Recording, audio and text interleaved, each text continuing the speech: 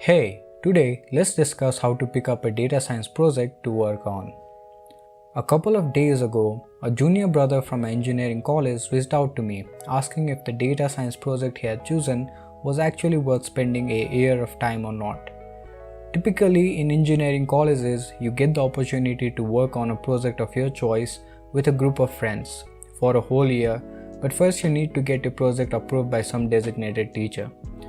So this brother of mine was trying to select a project on which he could work with his friends and eventually build something that he could submit to get good grades. Being the good brother I am, I obviously gave him some advice on what to do and what not to do.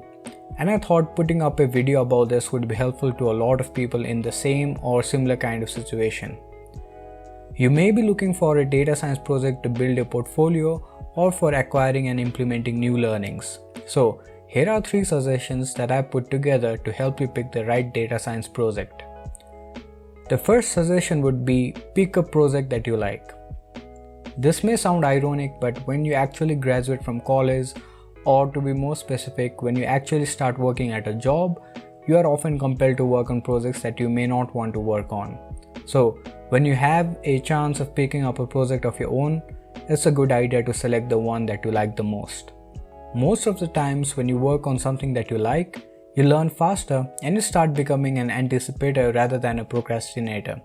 So when you have a list of 10 to 20 different data science project ideas off of Google, start by going through all of them and pick out the ideas that would make you a happier person by the end of it. If you cannot find such an idea, Google some more. The second suggestion would be to pick a project that helps you learn.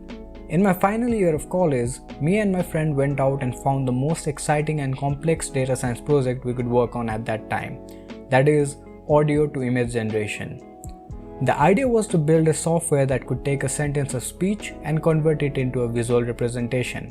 So, if I said black dog inside of a house, the software would synthesize an actual picture of a random black dog inside of a random house. Again, this was a complex project for us, and the reason we chose it was because we wanted to learn how to do this. By the time presentation day came over, we could only get the software to a point where it could generate pictures of dogs and houses, but not as accurately as we had wanted it to. So did we miss the mark that we had intended? Yes. But did we also get a ton of knowledge and great grades? Definitely yes.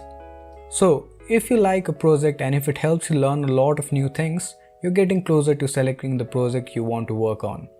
By the way, selecting a project that is out of your comfort zone will also train you to become a quick learner and a brave researcher. And here's the third and final suggestion.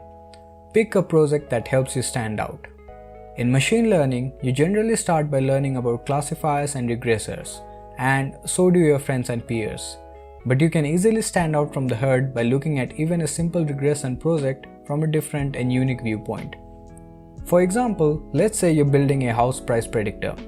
There are several ways to go about this, and most people would approach this project by using features such as the floor size or the number of bedrooms of the house and so on. But what if you could build a house price predictor that predicts the price based on the images of the house itself?